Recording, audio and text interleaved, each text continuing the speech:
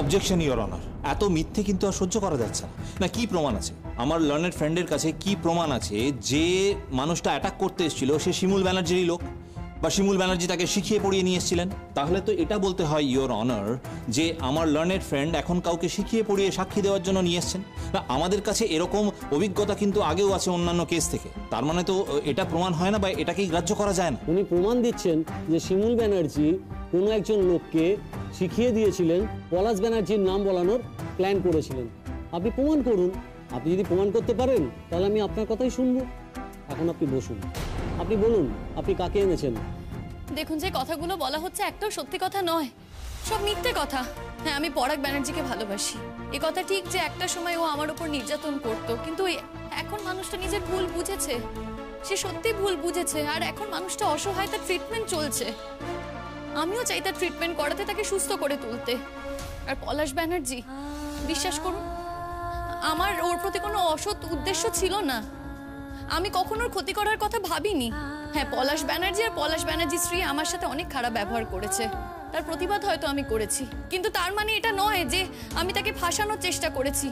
সেই চেষ্টা কিন্তু আমি কোনোদিনও করিনি। এরকম ভাবনা আমার কল্পনাতেও ছিল না। ইওর অনার, আপনি যদি অনুমতি করেন আমি উমেশ বর্ধন নামে এক ব্যক্তিকে আদালতের সামনে হাজির করতে চাই। অনুমতি দেওয়া হলো। Thank you. উমেশ বাবু আসুন।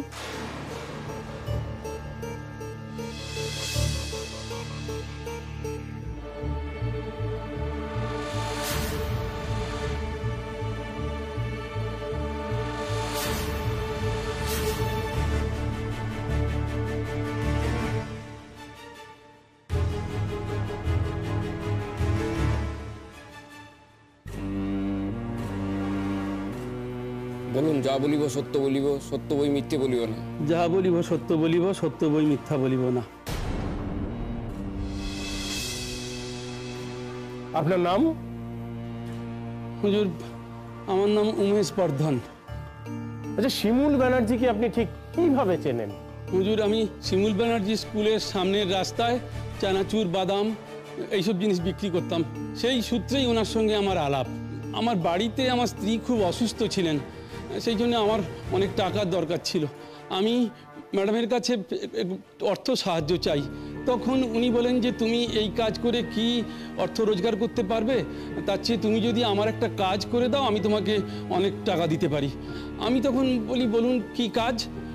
তখন উনি বলেন যে আমি যখন সন্ধ্যেতে স্কুল থেকে স্টেশনের রাস্তায় ফিরবো তখন তুমি আমাকে অন্ধকারের মধ্যে অ্যাটাক করো।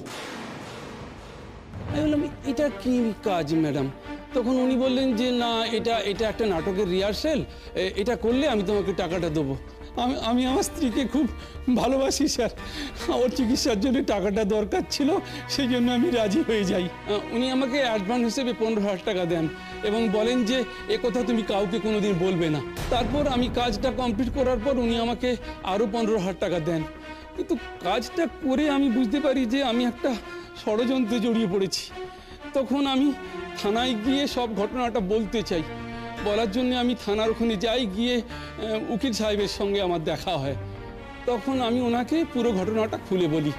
তখন উনি বলেন যে ঠিক আছে, তোমার কোনো ভয় নেই, তুমি অনিচ্ছাকৃতভাবে এই কাজটা করেছো, তোমার কিছু বিপদ হবে না, তুমি কোর্টে গিয়ে যেটা বলার সত্যি কথা বলো। আমি সত্যি কথা বলছি স্যার, আমি অনিচ্ছাকৃতভাবে করেছি এই কাজটা, আমি কোনো অপরাধ করিনি, আমাকে আপনি ক্ষমা করে দিন। আমি এখন 30,000 টাকা ম্যাডামকে ফেরত দিয়ে দিতে পারি। আমি না জেনে এই চক্রান্তে জড়িয়ে পড়েছি। ইওর অনার, আমি একেবারে জলজ্যান্ত প্রমাণ আপনার সামনে তুলে ধরলাম। আপনি নিজেই শুনলেন যে শিমুল ব্যানার্জি টাকার বিনিময়ে, টাকার লোভ দেখিয়ে একটা নাটক করে কিভাবে পলাশ ব্যানার্জিকে আশাবাদ চক্রান্ত করেছিল। কতখানি প্ল্যান থাকলে, দূরভিসন্ধি থাকলে এরকম একটা জঘন্য কাজ করা যায়। ইয়েস ইওর অনার, এই হচ্ছে শিমুল ব্যানার্জি।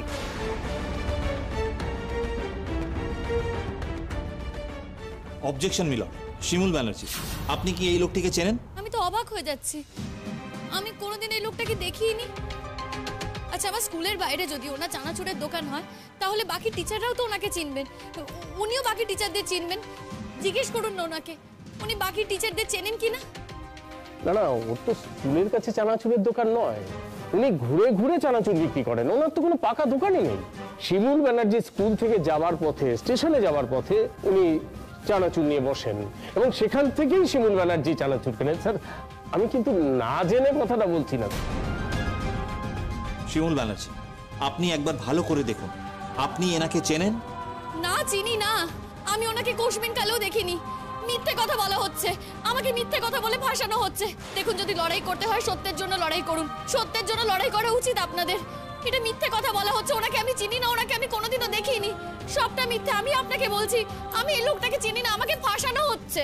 আমি কোনো অন্যায় করিনি। আপনি কি বলতে চাইছেন? আপনি আমাকে মিথ্যাবাদী প্রমাণ করতে চাইছেন? আমাদের চোখের সামনে দাঁড়িয়ে একটা লোক সব সত্যি কথাগুলো বলছে আর আপনি সেটা বলছেন যে না, হয়নি। ঘটনাটা যদি সত্যি না হবে তাহলে উনি নিজের বিপদ নিজে ডেকে আনবেন। ইওর অনার, আপনি সবটা শুনলেন, এবার বিচার করার দায়িত্ব অবশ্যই আপনার। আপনি যা বিচার করবেন। আমি আপনাকে দুটো প্রশ্ন করতে চাই। আপনার নাম কি? হুজুর, আমার নাম উমেশ বর্ধন। আপনি কি করেন বললেন? আমি ঝালমুড়ি, চানাচুর, বাদাম এইসব বিক্রি করি। আপনি কোথায় চানাচুর বিক্রি করেন? শিমুল ব্যানার্জি স্কুলের সামনের রাস্তায় বাদাম, চানাচুর এইসব বিক্রি করি। সেই সূত্রেই ওনার সঙ্গে আমার আলাপ।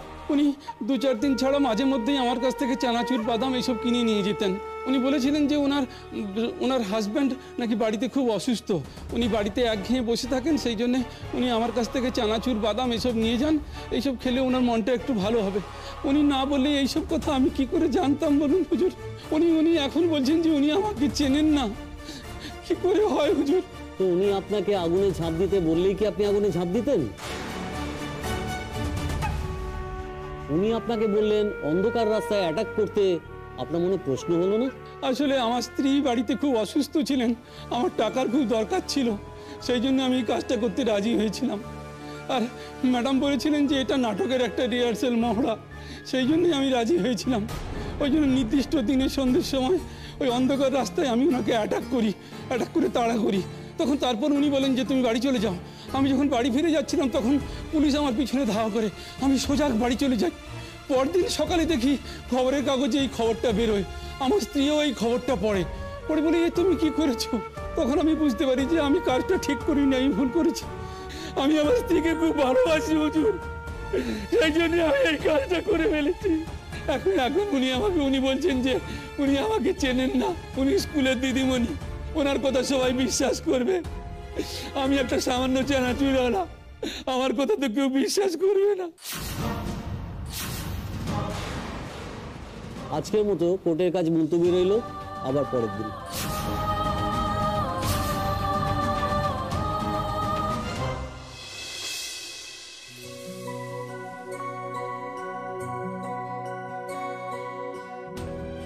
খাওনি কেন তুমি সারাদিন? কে বললো? কে বললো মানে? বাড়িতে এসে তো শুনলাম তুমি খাওনি। সবকিছু রান্না করে রাখা ছিল তাও খাওনি।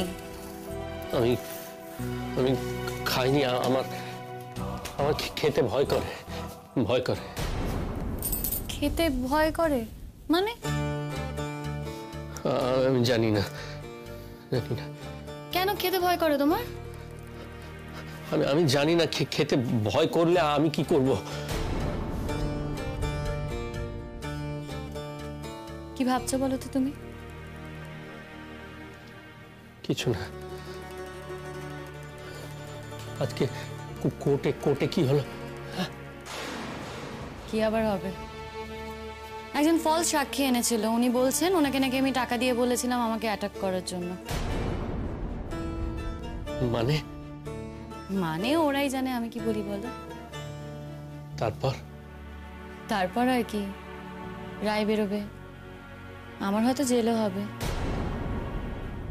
আমি শুধু ভাবছি তোমার কথা, জানো তো, আমি যখন থাকবো না তোমাকে কে দেখবে? শিমুল, আমি তোমার কোনো উপকারেই আসছি না। আর তুমি ভাবছো যে তোমার যদি জেল হয় আমাকে কে দেখবে? আচ্ছা তুমি কি বা করতে বলো তো এই অসুস্থ শরীরে? ঠিক করে হাঁটা চলাই করতে পারো না। তুমি কি ওখানে কি বলতে, কি বা বলার ছিল তোমার? আর বাড়িতে আছো ঠিকই আছো, জানো তো, আমিও চাই না তুমি বাইরে বেরো। বাইরে বেরোলে তোমার যদি আবার শরীর টরীর খারাপ করে। এই অবস্থার মধ্যেও তুমি ভাবছো যে আমার যদি শরীর খারাপ করে? বারে ভাববো না? তুমি তো আমার স্বামী, তোমার কথা ভাববো না? এমনই তোমার স্বামী যে তোমার কোনো উপকারে সে আসে না। ওসব কথা বাদ দাও, আগে তুমি বলো তো তুমি খাওনি কেন? খাবার নিয়ে এসেছি কেন? আচ্ছা, তুমি কি ওই আগের খাবারটা এনেছো? ও তো আগের খাবার আমি নিয়ে আসতে পারি বলো তো? এই তো সবে রান্না করে নিয়ে এলাম, টাটকা খাবার খেয়ে নাও না।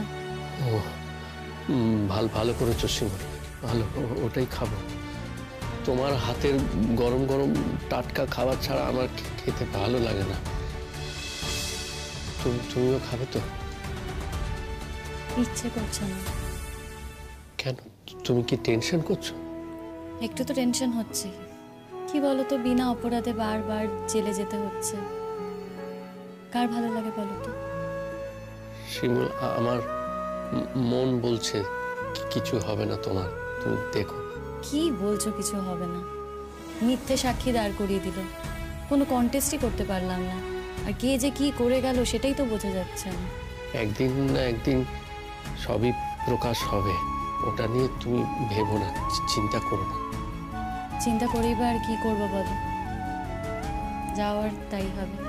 তবে বুঝলে, বেশ ভালোই কাটছিল, একটা নতুন জীবন পেয়েছিলাম, স্কুলে যেতাম, ছাত্রছাত্রীদের সাথে ভালো সময় কাটাতাম, তারপর এটা নিয়েও ভাবনা চিন্তা করতাম যে তোমাকে কিভাবে সুস্থ করব।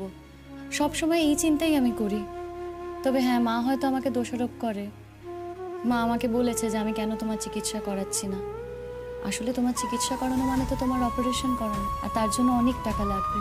এই মুহূর্তে তো হাতে অত টাকা নেই, তাই ভেবেছিলাম যে 2 মাস বাদে তোমার অপারেশনটা করাবো। আর দেখো, 2 মাসের চাকরিতে তো আর আমাকে কেউ লোন দেবে না। কার কাছে হাত পেতে টাকা চাইবো আমি? কে দেবে আমায়? কি করবো আর আমি?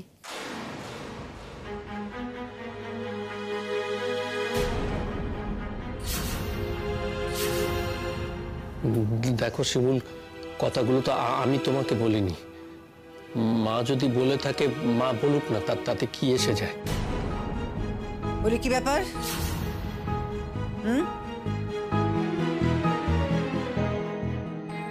ব্যাপারখানা কি বৌমা? আমার ছেলেটা সারাদিন না খেয়ে রইল, এখন স্কুল থেকে ফিরে এসে তুমি খাবার বানিয়ে আনলে, এখন সে খাবে? হ্যাঁ, ব্যাপারখানা কি? আমায় কেন জিজ্ঞেস করছো মা? তোমার ছেলে তো সামনেই আছে, তাকে জিজ্ঞেস করো না। আমি বাড়িতে এসে শুনলাম ও খায়নি, তাই খাবার বানিয়ে আনলাম। এখানে আমার দোষ কোথায়? তোমার দোষ নেই? আমার দোষ কোথায়? কিছুতেই তোমার কোনো দোষ নেই নাকি? আমি কি ভাবতে পারি না যে তুমি তার কানের কাছে বলে বলে বলে বলে কথা শিখিয়েছো যে আমি খাবার দিলে সে খাবে না? হ্যাঁ, তাই জন্য সে সারাদিন না খেয়ে রইলে। আশ্চর্য তো, কি ভেবেছোটা কি তুমি? ভেবেছো এইভাবে তুমি জিততে পারবে না? জিতবো না কি আর করা যাবে বলো? কপালে যেটা আছে সেটাই হবে। কিন্তু তা বলে তোমার এই কথাটা আমি মেনে নিতে পারছি না। মা, তুমি যেটা বলছো সেটা ঠিক কথা বলছো না। তোমার ছেলে তো সামনেই দাঁড়িয়ে আছে, তাকে সরাসরি জিজ্ঞেস করো না, তাকে কিছু আমি শিখিয়েছি কি শেখাইনি। সে তো আমাকে জানতেই হবে, আমি জানবো না? এই যে পরাগ, এই ঠিক করে বল দেখিনি, ঠিক করে বল, সত্যি করে বল, সারাটা দিন তুই খেলি না কেন? হ্যাঁ, কেন খেলি না? বলি আমার খিদে পায়নি মা, খাবার কথা ভাবলি আমার গা গুলোচ্ছে। তা এখন সে সমস্ত সব ভালো হয়ে গেল, তাই তো? আমি জেনে শুনেই খাইনি। বুঝলুম, তুমি যে জেনে শুনে খাওনি সে তো আমি বুঝতেই পেরেছি। তোমার বউ তোমাকে বলে গেছে যে সে এসে তোমাকে খাবার দেবে, তারপরে তুমি খাবে, তাই তো? হ্যাঁ, মজাটা কি জানো? আমি শুধু অবাক হয়ে দেখে যাচ্ছি যে সে আস্তে আস্তে তোমাকে কেমন মারতে চাইছে। এটা এত বড় ছেলে, তাকে দিনে 1টি বার খেতে দিচ্ছে, 1টি বার। হ্যাঁ, জানে একবার খেতে দিলেই সে ধীরে ধীরে একই তো রোগা হয়ে গেছো, আরো রোগা হয়ে দুর্বল হয়ে শরীর খারাপ হয়ে মৃত্যুর পথে এগিয়ে যাবে, জানে তো? তোমার কি হয়েছে বলো তো মা? এই শিমুলকে তুমি একটা সময় কত ভালোবাসতে, আর এখন শিমুলের প্রসঙ্গে এইসব কথা বলছো? ঠিক করে বলো তো, কে তোমাকে এরকম কান ভারী করেছে? তোমার ছোট বৌমা? দেখো, কেউ যদি সত্যি কথা চোখে আঙুল দিয়ে দেখিয়ে দেয়, তারপরেও আমি সেটা দেখতে পাবো না, এতটা মুখ্য বোধহয় আমি নই। কে তোমাকে চোখে আঙুল দিয়ে কি দেখিয়ে দিচ্ছে? হ্যাঁ, কোনটা সত্যি মা? শোনো পরাগ, পোষ্কের কথা হলো আমার স্বার্থ হলো আমার ছেলেরা, আমার ছেলেদের নিয়েই আমার স্বার্থ। আমি যদি তোমাকে জিজ্ঞাসা করি, তুমি তো এত কথা বলছো তার হয়ে, সে তোমার জন্য কি করেছে বলো দেখি?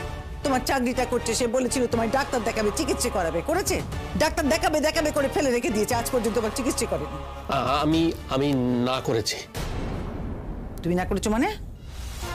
হ্যাঁ, মানে আমি বলেছি আমি এখন চিকিৎসা করাবো না। মিথ্যে কথা কেন বলছো পরাগ? সত্যি কথা বলো, কথাটা তো এটা নয়। তোমার চিকিৎসা করানো মানে অপারেশন করানো, আর তার জন্য অনেক টাকা লাগবে, সেই টাকা এখন আমার হাতে নেই। আর তোমাকে তো বললাম আমি 2 মাস হলো স্কুলে চাকরি করছি, লোন আমি পাবো না। এই সত্যি কথাটা তুমি মাকে বলতে পারছো না? মাকে বলে কি হবে শিমুল? মা কি কথাগুলো বিশ্বাস করবে? বিশ্বাস করা না করাটা ওনার ধর্ম, আর সত্যি কথাটা বলা তোমার ধর্ম, বুঝলে? শেখাও শেখাও শেখাও, আরো আমার ছেলেটার কানের কাছে গিয়ে তাকে শিখিয়ে পড়িয়ে দাও। তোমার ভালোর জন্যই তো বলছি মা। তোমার ছেলে তোমাকে মিথ্যে কথা বলছিল, কারণ কোথাও একটা ওরও মনে হয়েছে যে তোমাকে এই কথাগুলো বললে তুমি হয়তো সোজাভাবে নেবে না, সোজাভাবে দেখবে না, তাই তোমাকে ও কথাগুলো বলছিল না। তাই ওকে বললাম যে মাকে সবসময় সত্যি কথা বলতে হবে। সেটাও বুঝি আমার ভুল বলো? বলি তোমার সঙ্গে কোনো আজাইরা তর্ক করতে আমি এখানে আসিনি, আমি শুধু জানতে এসেছিলাম যে আমার ছেলেটা খায়নি কেন। মা, তুমি বারবার একই কথা আমাকে কেন জিজ্ঞেস করছো? তোমার ছেলে তো সামনে আছে, তাকে জিজ্ঞেস করো না। মা, শিমুল না থাকলে আমি খাবো না।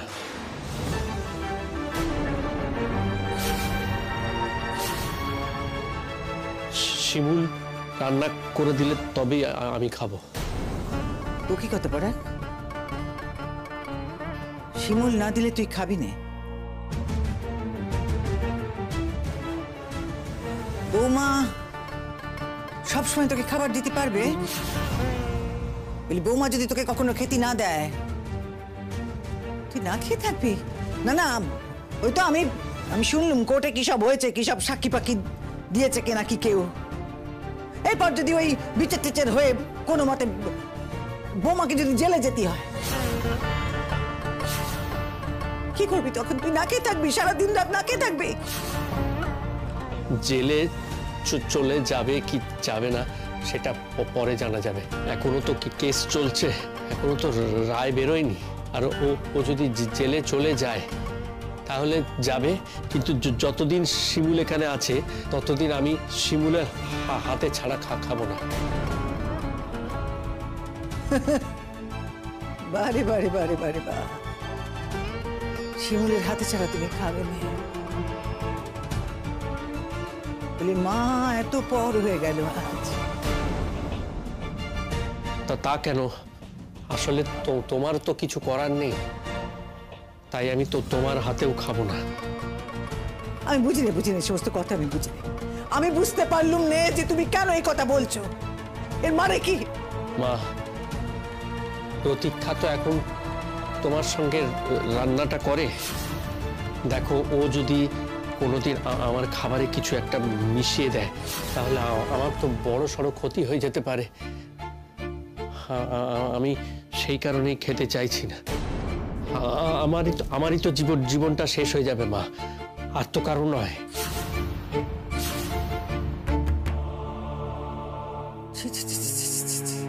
বলিও কি কথা? হ্যাঁ, মেয়েটা অত যত্ন আত্তি করে তোর খাবার করে দিচ্ছে রোজ, তুই তাকে এই কথা বলছিস? কি রে, তোর কি আর বিবেক বিবেচনা বলে কিছু নেই? এত নিচে নেমে গেছিস তুই পড়া। আমি তো বরাবরই খারাপ ছিলাম মা, নতুন করে আর কি হব? এখনো আমি খারাপ আছি। আগে আমি শিমুলকে জ্বালাতাম, এখন তোমাদেরকে জ্বালাচ্ছি। কি করব বলো মা? এটাই আমার স্বভাব। তোমার স্বভাব নয়, তোমার স্বভাব নয়, ওই সমস্ত কিছু তোমার স্বভাব নয়। শিখিয়েছে তোমায় বৌমা, এই সমস্ত তোমার পই পই করে শিখিয়েছে। আমি জানি বৌমা তোমায় শিখিয়েছে যে প্রতীক্ষার হাতে খাবে না, আমার হাতে খাবে না, তাই তো? বুঝতে পারলেই মঙ্গল। প্রতীক্ষাকে আমি ভয় পাই মা, সত্যিই ভয় পাই। এর আগেও তো এরকম ঘটনাও ঘটিয়েছে। হ্যাঁ, আজকে আমি রান্না করে দিয়ে যাই ঠিকই, কিন্তু পরাগ তো মাঝে মধ্যে ঘুমিয়ে পড়ে। আর সেই সময়ে যে ওর খাবারে কেউ কিছু মিশিয়ে দেবে না, প্রতীক্ষা যে কিছু মেশাবে না, তার কি গ্যারেন্টি আছে বলো তো? যদি কোনো ক্ষতি হয় না, পরাগেরই ক্ষতি হবে, যে ক্ষতিটা অপূরণীয়। সেই ক্ষতিটা আমারও হবে মা, আর এই ঝুঁকিটা না আমি নিতে চাই না। আর পরাগও নিশ্চয়ই কিছু আন্দাজ করে, সেই কারণে ওর হাতে খেতে ভয় পায়, তাই ও ঝুঁকিটার মধ্যে ঢুকতে চাইছে না। তবে হ্যাঁ, তুমি যদি বলো তুমি নিজের হাতে রান্না করে দেবে, টাটকা খাবার তুমি তোমার ছেলের ঘরে নিয়ে আসবে, নিজের হাতে খাওয়াবে, তাহলে তোমার ছেলে নিশ্চয়ই খাবে। কিন্তু তুমি কি সেই দায়িত্ব নেবে? বলো, নেবে কি? আগে হলে হয়তো নিতে, কিন্তু এখন তুমি সেই দায়িত্ব নেবে না, কারণ তোমাকে এখন প্রমাণ করতেই হবে যে প্রতীক্ষা খুব ভালো মেয়ে। সে কখনো কারোর ক্ষতি করতে চায় না, সে কখনো তোমার ছেলের ক্ষতি করবে না, এটা প্রমাণ তো তোমায় করতেই হবে, তাই না? কি হলো বলো, উত্তর দিচ্ছ না কেন? চুপ করে আছো কেন? বলো বলো। নিজের সর্বনাশটা নিজে করেছো, এখন আমার ছেলের সর্বনাশ করতে যেও না একেবারে। আমি কিন্তু তাহলে রুখে দাঁড়াবো বলে দিলাম বৌমা। কি কি কি বলছো তুমি মা? হ্যাঁ, শিমুল আমার সর্বনাশ করবে?